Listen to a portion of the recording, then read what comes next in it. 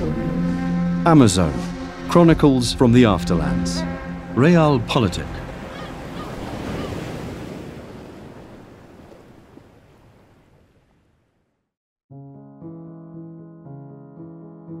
Alvarzopolis, capital of Amazon, South America, November 5, 1942. The young woman trembled in her sleep, as if recoiling when Antonio Alvarez touched her shoulder. Interesting, he thought, how easily sleep reveals what is so carefully hidden during wakefulness.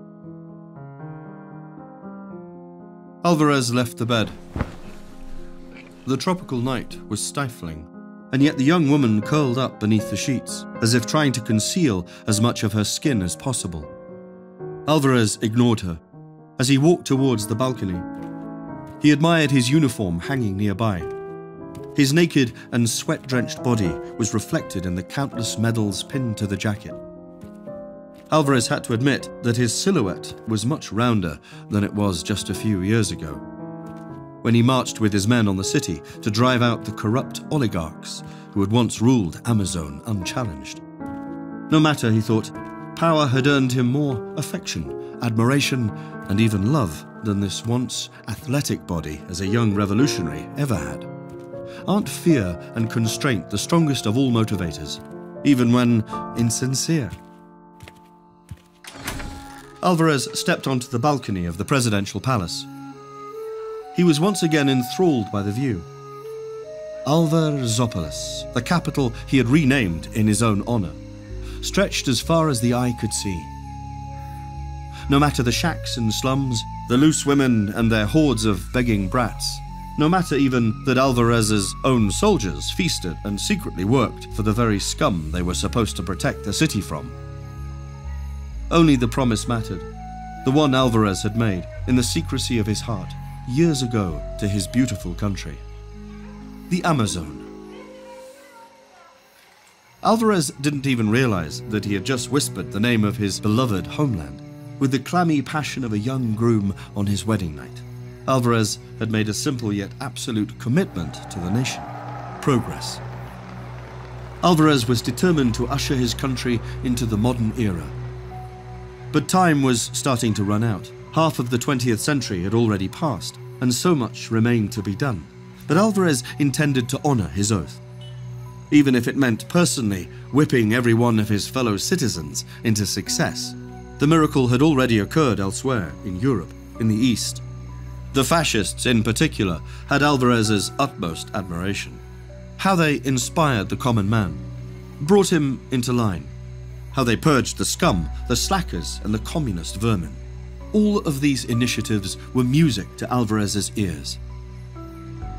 But the time had come for him to make a crucial decision regarding the fascists. The conflict between them and the so-called allies of the free world could no longer be ignored. Amazon had to pick a side in the war that was currently tearing the entire world apart. Alvarez knew this was why the fascists had invited him, along with other Latin American representatives, to a summit in the town of Vargan the following week. In principle, and beyond Alvarez's ideological sympathies, the logical choice would have been to align with the fascist axis. The main sponsors of Amazon, the Church and the North American Mafia, maintained a polite neutrality toward the Axis. Should Alvarez join it, neither the clergymen nor the mobsters would object, as long as he continued giving them what they wanted: a flock of obedient followers for the former, and lucrative casino licenses in Amazon for the latter. And none of them, fascists included, would so much as flinch if Alvarez were finally to crush the last pockets of indigenous resistance that still dared to defy him. Yet a lingering doubt held Alvarez back. An intuition, much like the tactical epiphanies that had once allowed him to rally troops among certain descendants of colonists to overthrow the landowners who had ruled over Amazon with an iron grip.